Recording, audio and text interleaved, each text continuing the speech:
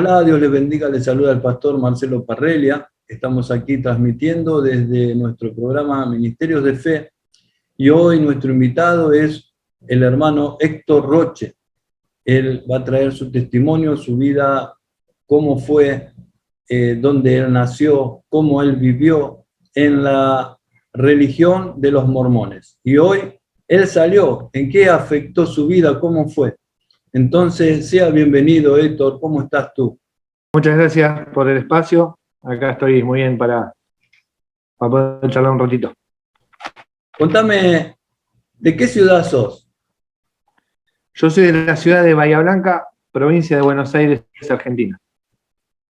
Y contame un poquito cómo es el tema de la religión de los mormones. Por ejemplo, creo que fue en el 1820 más o menos, un joven llamado Joseph Smith dice que se le aparecieron unos ángeles de luz, él estaba orando en un bosque, me parece, y de repente le dijeron que había unas placas doradas porque no estaban contentos con el evangelio o la religión del momento, ¿no? Y ahí él comenzó a escribir, porque las tuvo que traducir esas tablas, y las tradujo al inglés, y es el libro que se conoce como el libro de los mormones. Ahí comenzó él a divulgar esta palabra, ¿no es cierto? ¿Fue algo así? Claro, más o menos en una línea cronológica, analizando la historia de donde se fundó la iglesia mormona, ellos le dicen lo que es el Evangelio de la Restauración, en donde José Smith, en el año 1820, como dijiste vos, era un joven en la que no se hallaba en ninguna iglesia, donde creía que todas, de alguna manera, le faltaba algo. Entonces, cuando él tenía 14 años, allá en 1820, va a una arboleda y él manifiesta que se le apareció Dios el Eterno Padre, su Hijo Jesucristo, para decirles de que él estaba en lo correcto, que no había ninguna iglesia verdadera sobre la tierra y que había que levantar la nueva iglesia con el poder del sacerdocio. Luego, 3 años después, en el año 1823, él manifiesta que se le apareció un ángel, que es lo que conocen ellos como el ángel Moroni, que fue un profeta del libro de Mormón, en el que le dice que tenía que ir a un cerro y que debajo de una piedra, en un lugar indicado, había unas planchas. Están las planchas mayores y las planchas menores. Lo que de alguna manera habla el libro de Mormón es la historia de todos los pueblos originarios de América, en la que ellos creen que un barco de judíos que escapaban de Belén, de la destrucción de Belén, emigraron en un barco hasta las Américas y que ahí venían con todas las mismas costumbres judías, que peleaban a un Mesías y que en las Américas los pueblos originarios creían en Jesucristo, y contaba todo eso. En las planchas mayores era la historia originaria, y en las planchas menores eran todo tema de doctrina, todo tema de la venida de Jesucristo, cuestiones más espirituales. Sí. Luego, en el 1830, él traduce y saca por primera vez el libro de Mormón en inglés. Y la verdad que creció, están en todo el mundo, ¿no es cierto? Sí, tiene También tiene cinco libros más aparte, ¿no? Del libro principal. Tienen unos tiene el libro más. Claro, tiene el libro de Mormón, que se llama el libro de Mormón, porque Mormón fue el último profeta que lo escribió, donde cerró el libro, se llama el libro de Mormón. Mormón era un profeta que ellos creen que vivió en las Américas, dentro de todos esos pueblos originarios que había profetas. Y después creen en la Perla de Gran Precio, que es una extensión de los libros de Abraham, hizo algunos papiros perdidos, tipo doctrinal, que se perdieron, y ellos dicen, claro, tipo doctrinal, pero no difiere mucho. ¿El libro de la Perla qué es? No, es eso, son unos papiros como egipcios antiguos que se habían perdido y que aclara algunas cuestiones del Antiguo Testamento, pero no le hace a la doctrina. El verdadero libro, que más controversial, digamos, es el libro de Doctrinas y Convenios, a donde eso es la historia de la iglesia mormona. todo lo que pasaron, todos los convenios, lo que ellos creen hasta el día de la actualidad. Es su fuerte del mormonismo. Y después el libro mormón, que cuentan de que todos los pueblos originarios de América creían en Jesucristo y hasta habla de que Jesucristo los visitó. Una vez muerto Jesucristo, ellos creen que vino y se presentó en las Américas. Eso es lo que cuenta el libro mormón. Perfecto. Y decime, ¿en qué momento te diste cuenta de que eso no te satisfacía? Porque vos naciste en un hogar donde tus padres son mormones, padre, madre, hermanos. Claro, mi mamá falleció hace unos meses y ella desde los 17 años fue más o menos 44 años mormona hasta el día que ella murió. Mi papá, cuando conoce a mi mamá, se hace a la iglesia mormona también. Él fue obispo de la iglesia mormona y sumo sacerdote. Tuvo cargos importantes dentro de la iglesia. El obispo en la iglesia mormona es como el pastor, digamos, en la iglesia evangélica, digamos. Y sumo sacerdote es un poco más arriba. Bueno, y sí, mi hermana fue misionera de la iglesia mormona. Actualmente tengo a mi sobrina, que es la hija de mi hermana, sirviendo en una misión también para la iglesia mormona. Y bueno, yo trabajé dentro de la iglesia, hice todo. Hice primaria, que es como el ministerio de niñez, hombres jóvenes. Después hice 4 años de seminario, hice instituto. Fui presidente de hombres jóvenes, líder misional. Bueno, estuve a lo último, antes de, bueno, apartarme de la iglesia, estuve como presidente de escuela dominical, que estaba a cargo de la parte educativa de la iglesia. Así que sí, yo pasé toda mi vida, fui líder también de la iglesia y mamé desde que tuve uso de razón, hasta hace unos años atrás que me abrí, pero tengo una así larga experiencia dentro de la iglesia. ¿Y hace cuánto tiempo que saliste? Yo me salí en el 2018, hace 18, 19, 20, y hace más o menos 4 años. Por ejemplo. ¿Y qué te llevó a salir de la iglesia? Teniendo tantos cargos, es una gran reputación, una gran responsabilidad, tantos estudios, tantos años invertidos. ¿Qué te llevó a salir de la iglesia? Lo que a mí me llevó fue, bueno, primero yo me quise casar por iglesia con mi esposa, yo estoy casado, pero bueno, por reglas, digamos, de la iglesia y cosas que se hicieron medias controversiales en cuanto a lo que ellos creen en el sellamiento, que es la ordenanza que hacen en el templo, acá bueno, en Ezeiza, digamos. No me pude sellar, eso era como el convenio más alto que puede llegar a un mormón, en donde te prometen vida eterna y un montón de bendiciones para la otra vida.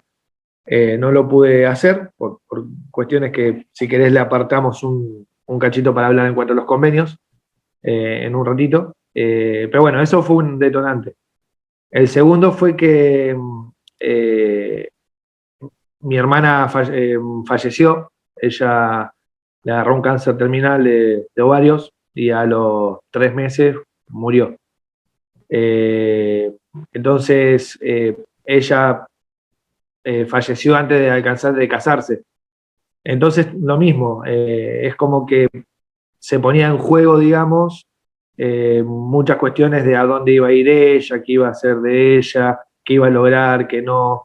Ellos creen mucho el tema de quedar ligado a los hijos. Entonces mi hermana tiene una hija, entonces ¿qué iba a pasar con ella? Si la perdía, si la ganaba, qué iba a hacer de ella, pobre. Entonces, de alguna manera, entonces pasaba eso. Después mi mamá cayó en una depresión terrible, una por la muerte de mi hermana y otra por el evangelio, que de alguna manera había unido a toda una familia durante 44 años.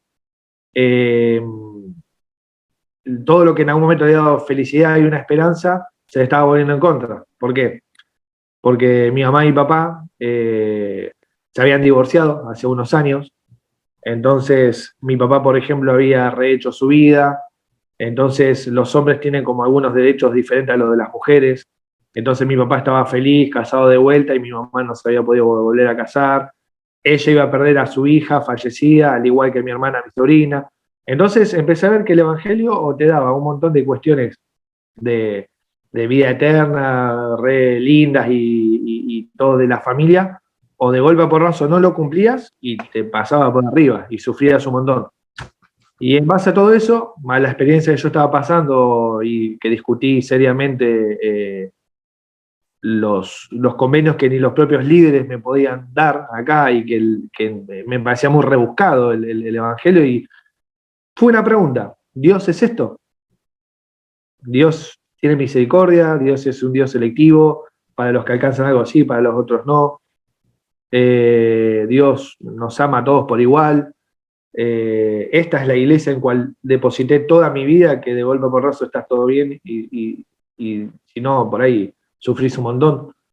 Y bueno, se empezó a hacer realmente buscar qué era lo que era Dios, si Dios era la otra cara de la moneda que me estaba mostrando la iglesia. ¿Es verdad que ustedes creen que hay 3 cielos y un lugar oscuro? Claro, los mormones, viste que en el Nuevo Testamento hay un lugar que dice, habla sobre la luz del cielo, de las estrellas, como de 3 cielos. Ellos siempre, cuando vos hables, te van a hablar algún pasaje bíblico, alguna cuestión bíblica, y después le van a dar su propia interpretación. En base a los cielos, sí, ellos creen que están el grado del sol, es como por luminosidad, el grado del sol, el grado de la luna y el grado de luz de las estrellas. El grado del sol se dice el celestial, el grado de la luna, el intermedio, es el celestial, y el de las estrellas es el terrestre. Depende cómo haya sido tu vida, en los convenios que alcanzaste, en cómo te hayas comportado y todo, vas a ir a 3 cielos. Nada más que en el grado del sol, digamos, el celestial, vas a estar con Dios, Jesucristo, el Espíritu Santo, toda tu familia que hiciste convenios en el Templo Mormón, que fuiste, y después de ahí para abajo vas a tener en el del medio visitas de Jesucristo, y en el de abajo un lugar, enseñaban que era un lugar como el que vivimos nosotros, en la tierra, pero atado a Satanás, donde hay un poco más de paz y como con la compañía del Espíritu Santo. Depende de... Tu mamá, ¿no? Cuando surgió lo de tu hermana, que ella Sí. muere, ella como que se le cayó todas las bases, ¿no es cierto? Del primer cielo, segundo cielo, tercer cielo. Ella también se empezó a cuestionar. Sí, yo había hablado con mi mamá un montón de veces, y hay una común situación que pasa en algún tipo de mormón cuando no entiende algo o pasa alguna crisis, que siempre es que la iglesia y el evangelio no se tocan. O sea, el evangelio, ellos dicen, es verdadero, es la iglesia verdadera, no se toca. Entonces, si vos tenés algún tipo de duda o algo, el problema sos vos, bueno, vas a tener que orar más, te falta fe, o confía que Dios va a hacer todo. Y bajo Dios va a hacer todo, bueno, tenés que aguantártela, digamos. Y mi mamá no encontraba respuesta. Yo he hablado un montón de veces, y yo, ya cuando mi mamá estaba mal, yo ya había salido, yo ya me había vuelto cristiano, me había bautizado, había empezado de vuelta. Y mi mamá me veía con una fuerza y yo tenía una seguridad que fui encontrando, que le decía: mamá, pero no te estás agarrando a cuestiones mundanas, a una estructura, a una iglesia, a creencia, es más sencillo. O sea, por mi hermana se llamaba Denise, Denise está bien, todos vamos a estar bien, entregate a Cristo, cree, orá, y no. Pero ella estaba cegada, digamos, en querer cumplir con lo que la iglesia decía que había que cumplir. Porque todo, desde lo que se vive hoy hasta José Smith, fue en el nombre de Dios, porque Dios dijo y había que tener fe. Es así. Y con el tema de las mujeres, ¿cómo se maneja? Porque hay un montón en la historia, ¿no?, que se ve de los mormones desde Joseph Smith hasta, no sé, algunos años en el 80 también hubo unos problemas de bigamia, ¿no? En Estados Unidos, no sé si otros países también.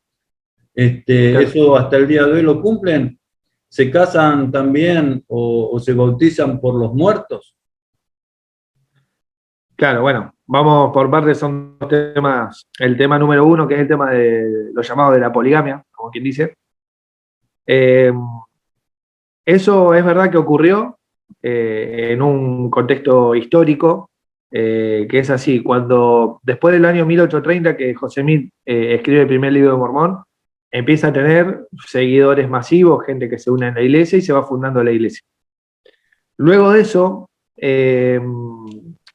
era tan controversial, era tan chocante para los Estados Unidos ahí, las religiones existentes de ese momento, que te decían que la Biblia estaba incompleta, que las iglesias estaban todas equivocadas, que ellos tenían que traer un mensaje nuevo, que Dios se le había aparecido. O sea, él decía, a mí se me apareció Dios y Jesucristo en persona. Y no había humano que lo haya visto, Dios y Jesucristo en vivo. Entonces, él empezó a ser muy perseguido. Al ser perseguido, iban de un estado al otro. Iban para allá y empezaron a vivir como nómades, porque en ninguno de todos lados los querían. En base a todo eso empezaron a ver como, esto es parte de historia como de Estados Unidos, también vieron a ver como grupos armados, matanzas, persecución, murieron. De hecho, José Smith murió preso en una cárcel con un tiro en el pecho, él y su hermano. Entonces, en 1844.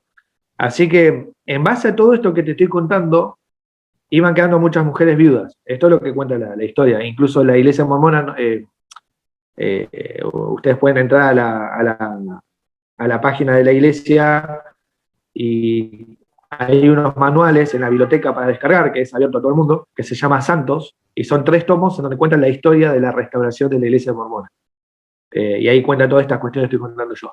Bueno, en base a todo eso que se iban muriendo, quedaban muchas mujeres solas, y ellos se iban quedando solos. Entonces, mediante una revelación que tiene José Smith, que Dios le dice que tenía que procrear, que tenían que venir más niños, que las mujeres no se podían quedar solas y ellos tienen como que seguir resistiendo a todo lo que estaba pasando, existe la poligamia, se establece y bueno, lo usan también en el contexto del Antiguo Testamento, que por ahí había, se creía en ese momento y bueno, ellos dijeron nosotros también y tenemos varias esposas. Y sí, es verdad, tuvieron un montón, eso pasó. Y bueno, ahí solucionaba ese tema del tener chicos. José Smith, de hecho, tiene un montón de hijos, y así todos los sacerdotes que podían tener varias esposas tienen un montón de hijos, y la iglesia creció un montón. Lo practicaron más o menos entre 40 y 50 años, la poligamia. Después de José Smith vino Brigham Young, después vino John Taylor, y después Wilford Woodruff en el año 1890 más o menos. Era tanto el problema que tenía, porque después eran perseguidos por las creencias y por la forma de vivir que tenía de poligamia. Entonces era insostenible y ya los Estados Unidos tenían problema con la ley. Entonces, bueno, ellos ahí tienen los artículos de fe. Ellos en un artículo de fe tienen los mormones, dice, nos sujetamos a las leyes de gobiernos, de los países, como que ellos no son autónomos, se tienen que sujetar. Bueno, pasa eso, ellos sí ya abolen la poligamia, creen que no. Lo único que hicieron fueron que no podía haber más poligamia en el año 1890, pero que podían seguir en poligamia los que quedaban, y quedaron como hasta el 1910, ponele, una cosa así. Eso es de esa época. Hasta el día de la actualidad nunca más se aprobó la poligamia dentro del mormonismo, e incluso tienen unas reglas y consejos disciplinarios y son muy devotos en cuanto a la ley de castidad. Es uno de los pecados que lo consideran más peores, digamos. Incluso tienen formas, yo que trabajé con jóvenes y fui niño y todo ahí, de que intentar de llegar en la educación vírgenes al matrimonio. O sea, ellos por eso a veces es difícil ser mormón adolescente adentro, porque todo parece estar mal. Entonces, después no lo volvieron a practicar, pero sí es verdad que es una historia oscura, digamos, dentro de la iglesia que ocurrió en su momento. Después, en cuanto a lo que es la poligamia, a veces creo que confunde, es que ellos creen que a la hora de hacer sellamiento, ese casamiento por iglesia, se pueden casar con varias esposas para la otra vida. Ellos creen que en esta vida tenemos que tener una vida de rectitud, un hombre y una mujer con los hijos. En viudaz te podés casar de vuelta, o te separaste, te divorciaste, te podés casar de vuelta. Pero en la otra vida vas a poder estar con todas las esposas que tuviste, porque ellos creen que en la otra vida no va a tener los deseos carnales, que va a ser toda una vida espiritual. Entonces, hasta el día de hoy lo practican en un modo de fe para la otra vida. O sea, creen que la otra vida se va a poder practicar, me corrijo. No lo practican, pero creen que la otra vida se va a poder practicar. Entonces se practicó en un pasado y se puede practicar en la otra vida. Bautismo por los muertos, que me preguntabas. Sí, ellos lo creen en el templo que tienen, no lo hacen en las iglesias locales, se bautizan por los muertos. Ellos creen que el bautismo tiene que estar con la autoridad del sacerdocio genuina. Si viene un hermano cualquiera o cualquier iglesia del mundo que dice yo te bautizo y vos llegás a la iglesia mormona, no estás bautizado con la autoridad del sacerdocio de Melquisedec. Ellos creen que como estructura de la iglesia tiene que haber 3 patas: la congregación, un profeta viviente y revelador. Por eso ellos desde José Smith hasta el día de la actualidad tienen un profeta. Siempre se muere uno y viene otro y quieren que tenga un profeta en la tierra, así como en la antigüedad había profetas. Y el sacerdocio, que ellos creen que cuando se crea la iglesia, bajan con forma de ángeles Pedro, Santiago y Juan, y por imposición de manos le dan el don del sacerdocio, al igual que el que tenían ellos como apóstoles, a los 12 apóstoles y al profeta de ese momento. Ellos tienen una estructura de iglesia igual a la de la iglesia primitiva. Y eso se va pasando de mano en mano, por imposición de mano, y el único bautismo que vale es el que he hecho con el sacerdocio. Por eso creen que hay gente que puede haber sido re buena. Se bautizó en una iglesia evangélica, adventista, no sé, testigo de Jehová, lo que fuera, pero tienen que hacerlo con el bautismo, con el sacerdocio, que lo tienen solamente ellos, porque se le dio a José Smith en su momento y se pasó de generación en generación. Y las personas que murieron no tienen oportunidad de elegir, entonces se bautizan en nombre de ellas.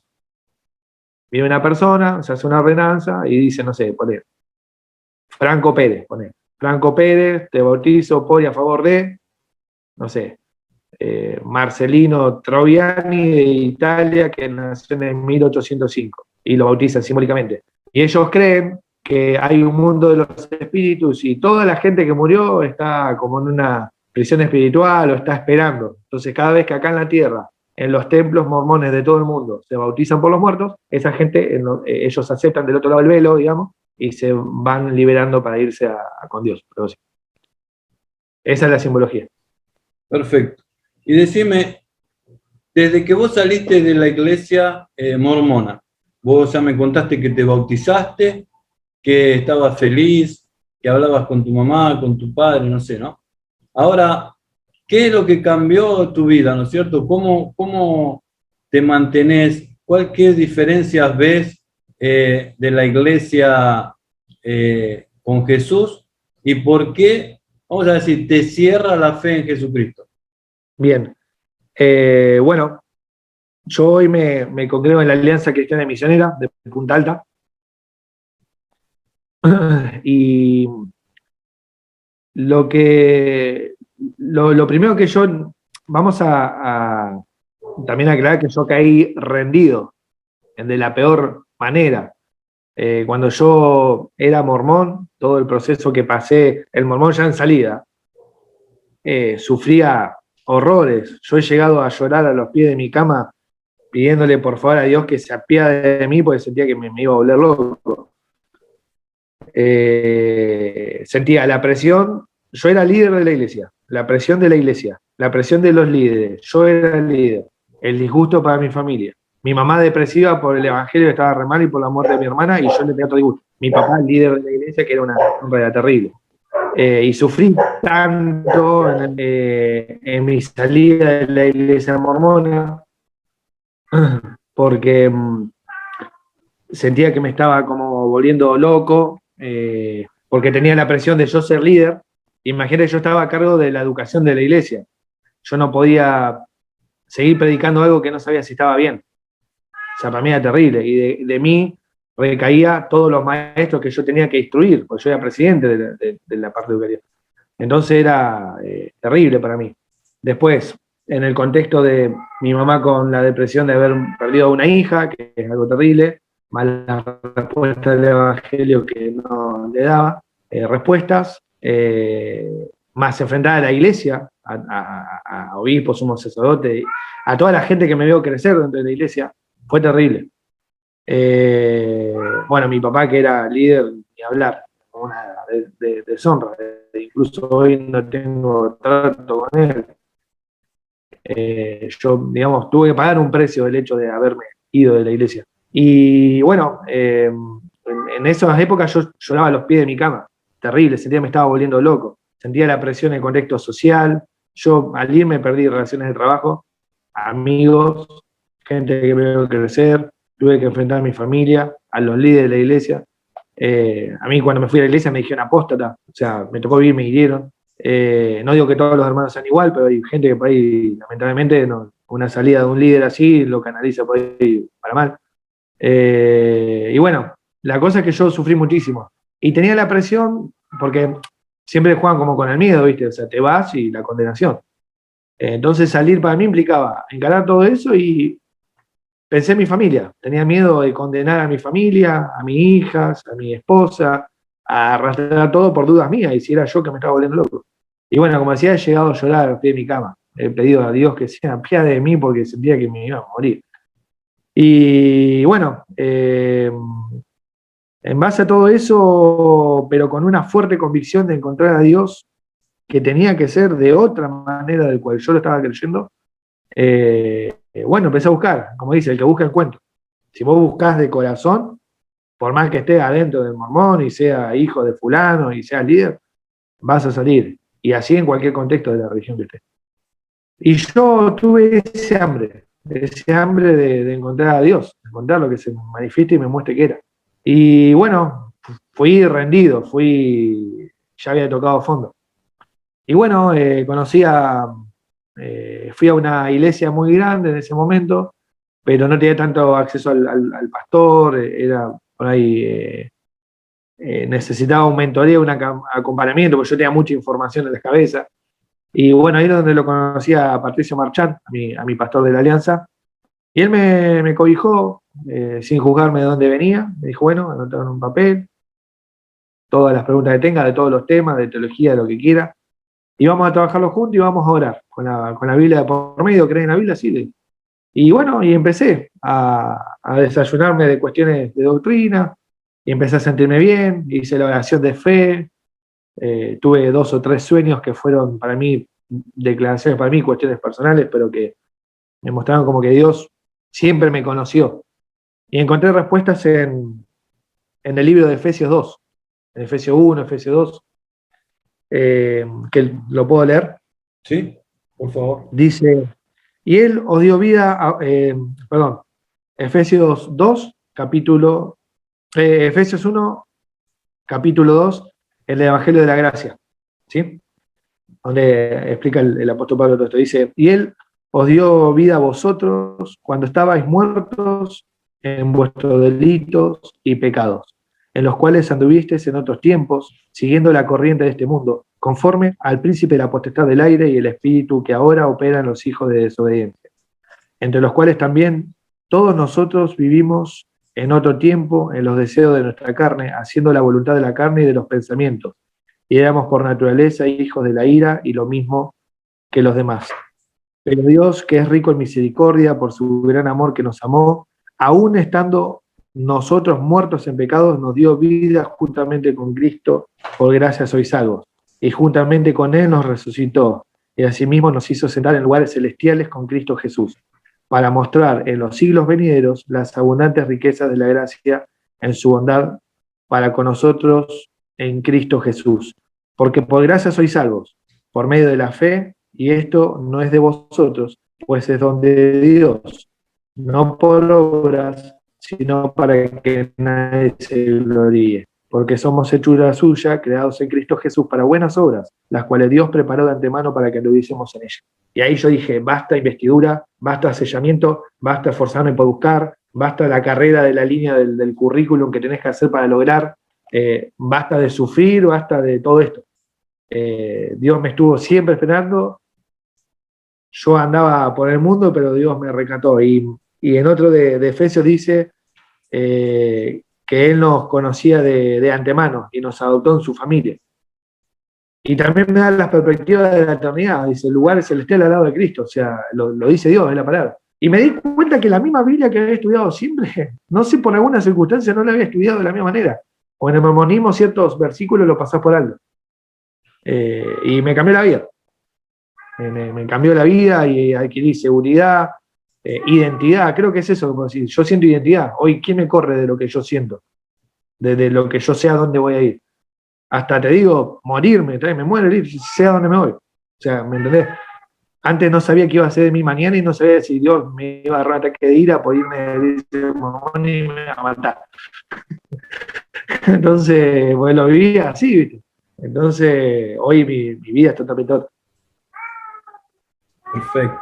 Y decime, si tuvieras ahora algún amigo o alguna amiga que te está viendo o alguna persona que nos esté escuchando que es mormón, mírale a la cámara como que estarías viéndolo a él y ¿qué le dirías?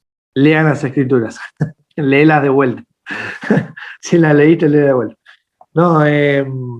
No, le diría que hay un Dios, el mismo Dios que están creyendo hasta ahora, que lo pueden conocer de otra manera. La misericordia que tiene Dios, el amor que tiene Dios, seguramente todavía no lo encontraron, no lo vivieron. No les voy a discutir que pueden haber tenido altibajos o momentos de felicidad dentro de la iglesia, porque a mí también me los dio en su momento cuando iba y creía en eso. Pero cuando su vida los ponga ante verdaderos desafíos y dificultades que van a ser claves en su familia, en su vida, van a necesitar de un Dios contenedor y de un Dios que los conozca, a ustedes. Se van a necesitar sentir amados, se van a necesitar sentir con seguridad de encontrarlo, refugiarse en él. Y ese es el Dios en el que yo conocí. Y como toda persona que está agradecido y tiene devoción y tiene a un tipo de agradecimiento por algo lindo que pasó, lo va a querer compartir con otras personas. Yo no les puedo poner palabras mágicas para decirle a ustedes, hagan esto y convencerlos, y no, de una cosa o de la otra, de lo que tienen que creer. Pero sí se lo voy a explicar de otra manera. En una paradoja dice que había, es la parábola de la sal. Había una vez dos personas que iban en un avión y una a la otra le preguntó por qué creía en Dios, en un Dios tan profundo, que tenía esa seguridad, que no tenía miedo a las cuestiones de esta vida, a los problemas como los demás. Y esta persona le dice, bueno, le intentó explicar todo lo que hacía por su vida, pero dijo, yo no lo entiendo porque no lo vi. Entonces todo lo que yo estoy pasando tampoco se los podría explicar, se los puedo explicar con palabras, pero posiblemente les llego, posiblemente no. Ahora este hombre en el avión, a la otra persona que no sabía cómo explicarle, le dice, quiero que me expliques cuál es el gusto de la sal. Entonces la persona dice, la sal es lo opuesto a lo dulce, la sal tiene gusto salado, la sal es blanca, pero no puedo saber el sabor. Bueno, de alguna manera, la única manera de probar el sabor de la sal es probándola.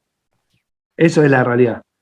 Si ustedes buscan, van a encontrar. Dios, les puedo asegurar que es un Dios que está abierto y lo está esperando. Si quieren realmente saber quién es, búsquenlo, prueben de ese sabor que tiene el Evangelio, de lo que tiene Dios en su vida, y les puedo asegurar que lo van a encontrar. Así como lo encontré yo. Amén, qué linda palabra, la verdad que, gloria a Dios. Si alguien quiere entrar en contacto contigo, alguna persona que te está escuchando, ¿cómo lo puede hacer? Bien, lo pueden hacer por mi Facebook, una red social conocida, que es Héctor Roché, Héctor con H, para ver si lo pueden decir en H, Héctor Roché, así como suena, R-O-C-H, Héctor Roché, o un número de celular que le puedo dejar al pastor, que él lo tiene, o lo pueden dar, es 0291-156-44-4101. Perfecto, muchas gracias. Contame lo último. ¿Cuáles son tus proyectos para el futuro? Bien. Mis sentimientos no se detienen, obviamente, en predicar solo el Evangelio. Además de esto, me gustaría servir en la obra del Señor. Hoy estoy estudiando en FIET, en la Facultad Internacional de Estudios Teológicos. Estoy estudiando una diplomatura en familia, que me quedan 4 trabajos prácticos, ya los entrego y la termino. Hace 2 años estoy estudiando eso. Y bueno, en un primer paso eso, me gustaría poder trabajar con adolescentes. Siento que, bueno, ahí ves un poco también matrimonio, niñez, ves un poco de todo, pero mi visión o la que he sentido en mi corazón es entender que los adolescentes son el futuro de esos chicos que nosotros vivimos por ahí inmaduros, con sus cuestiones, información, son los futuros pastores, misioneros, evangelistas, padres de familia, hermanos que hay que apostar todo a ellos. Esa es la visión que yo tengo. Y bueno, seguramente seguiré estudiando en fiel alguna que otras cosas después, cuando el tiempo diga. Amén. Qué lindo. Quiero pedirte que ores por nosotros. Amén. Para cerrar este espacio. Bien. Eso. Padre amado que estás en los cielos, Señor, te agradecemos en esta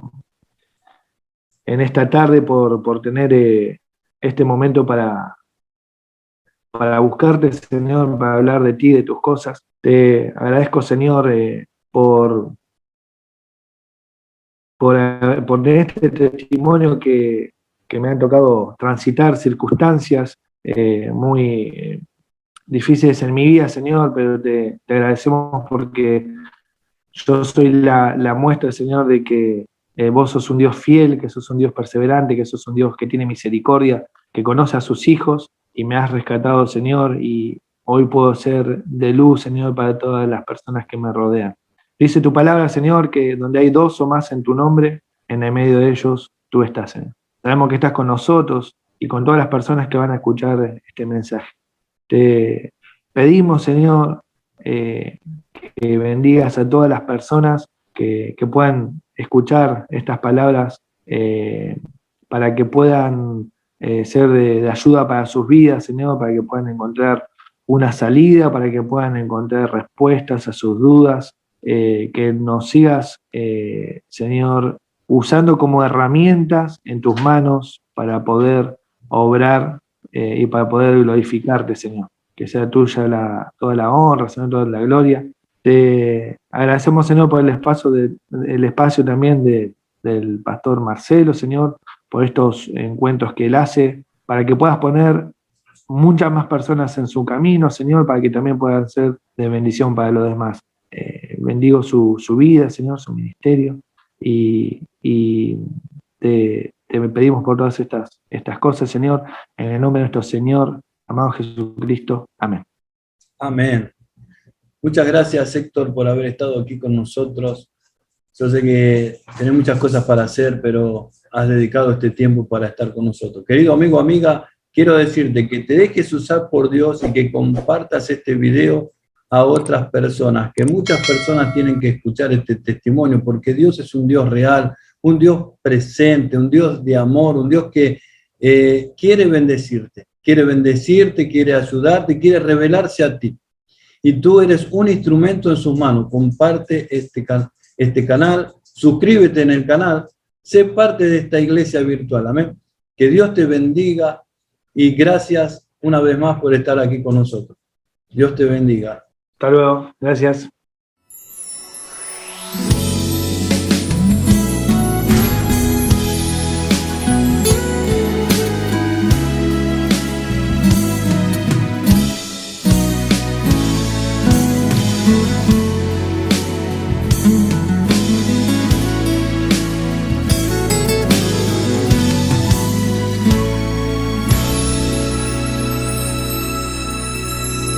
Dependo de tu unción, Señor, dependo de tu gracia. No hay razón alguna en mi vida sin tenerte. Y veo tu actuar y tu cuidado sobre mí. Conduces mi camino y me haces conocerte. Soy